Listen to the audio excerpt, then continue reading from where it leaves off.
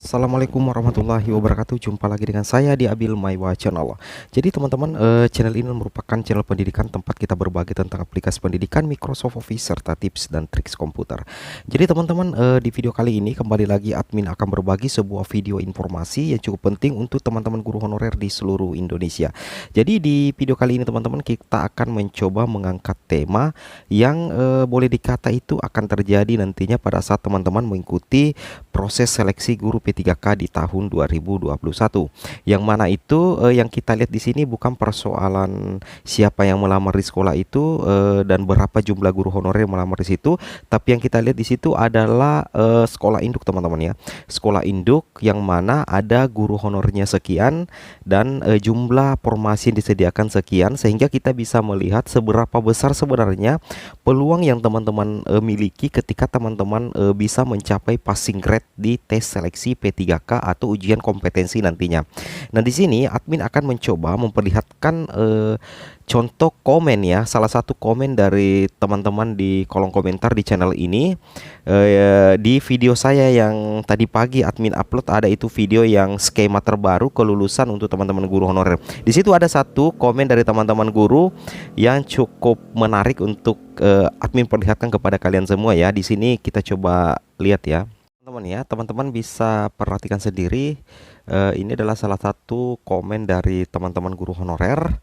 Di sini dijelaskan atas nama Bapak Gria, siapa ya? Gria Animasi Alba, 2 menit yang lalu teman-teman ya. Pak mau nanya, di sekolah yang saya ngajar sekarang atau sekolah induk? Apa ya? Pak mau nanya di sekolah yang sayang. Oh sayang ya, saya maksudnya, bukan sayang ya. Mengajar sekarang atau sekolah induk formasi P3K cuma butuh satu, yang guru honornya cuma satu, yaitu saya sendiri. Nah, apakah bersaing dengan diri sendiri? Kemungkinan lulus gimana, Pak? Nah, di sini Bapak ini ternyata sukses mengunci satu formasi di sekolah induknya, karena kebetulan memang Bapak ini istilahnya mengabdi di sekolah induknya satu-satunya mungkin guru honorer ya, satu-satunya guru honorer. Kemudian formasi yang disediakan itu cuma satu, berarti satu guru honorer, istilahnya satu formasi. Jadi secara otomatis kalau linier, berarti Bapak Giri Animasi Alba ini itu berarti terjadi peringkingan tunggal teman-teman ya. Ini yang dikatakan peringkingan tunggal. Jadi teman-teman itu terjadi peringkingan tunggal jika teman-teman cukup mencapai passing grade saja, cukup mendapat passing grade atau mencapai ambang batas nilai passing grade yang nantinya dikeluarkan oleh BKN atau Kemendikbud, maka secara otomatis teman-teman itu dipastikan auto syukuran lulus P3K atau ASN P3K di tahap 1. Di sini admin sudah bahas, jawab sangat-sangat ya. Sisa capai passing grade langsung syukuran bos ya. Nah, kemudian ada lagi nih satu.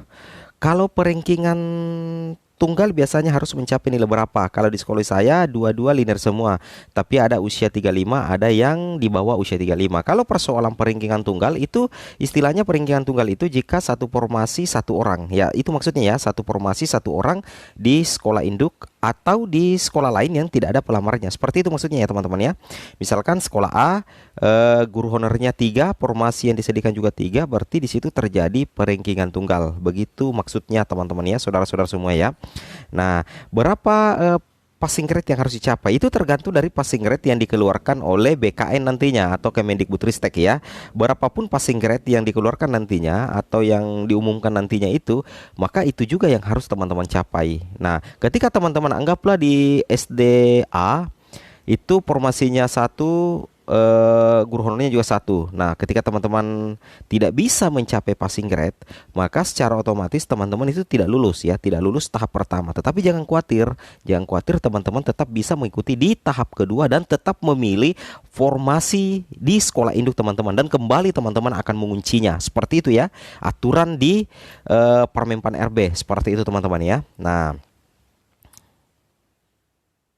teman-teman, sedikit informasi dari saya yang ada di kolom komentar. Ya memang ini yang akan banyak dibahas oleh teman-teman guru honorer ya. Jadi faktanya seperti ini. Ketika pengumuman seleksi administrasi nantinya keluar, saya yakin saya bisa menangkap ada dua kemungkinan sebenarnya teman-teman ya.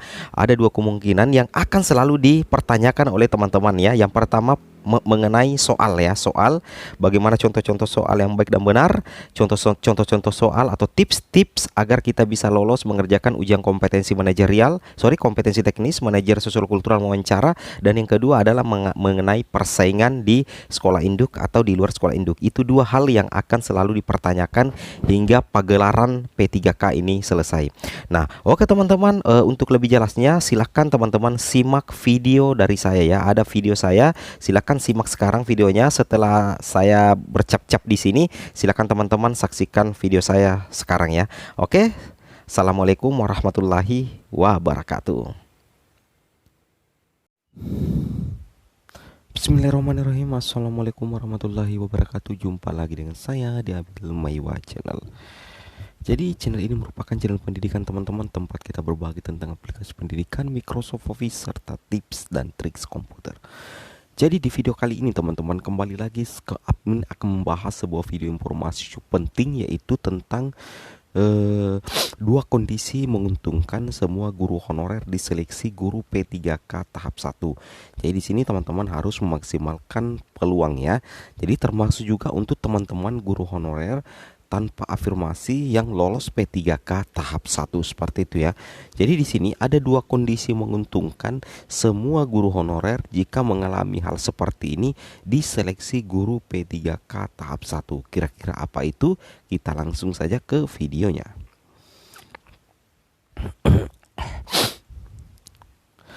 Jadi yang pertama itu teman-teman adalah paling beruntung adalah dua kondisi yang menguntungkan dapat didapat guru honorer di tahap 1 seleksi ujian P3K adalah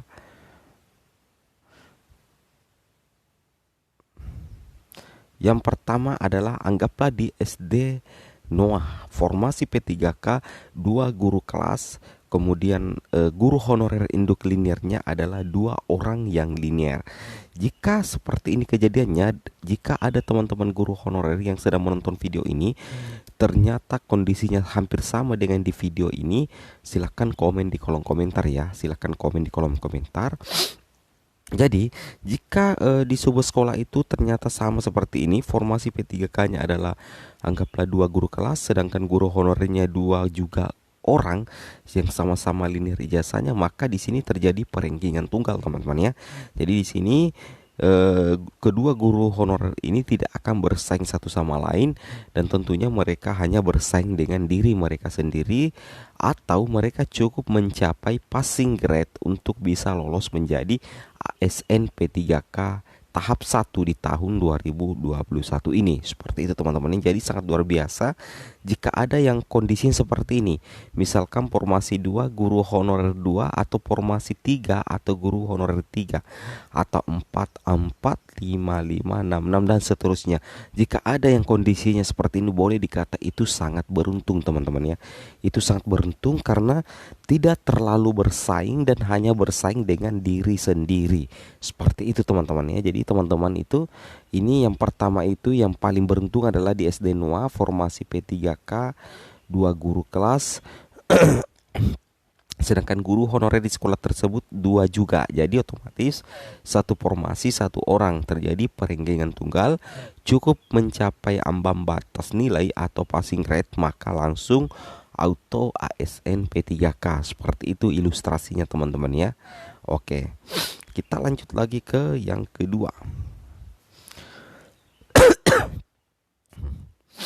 Yang kedua adalah di SD Ungu teman-teman ya. Di SD Ungu formasi P3K yang disediakan adalah 2 guru kelas, kemudian guru honorer sama dengan 1 orang. Formasi yang lowong adalah 1 jatah. Nah, di sini beda lagi. Jadi bagi teman-teman yang melihat video ini dan ternyata di video ini ada yang hampir sama dengan kasusnya dengan yang kedua ini, yaitu dianggaplah di SD Ungu itu teman-teman ya.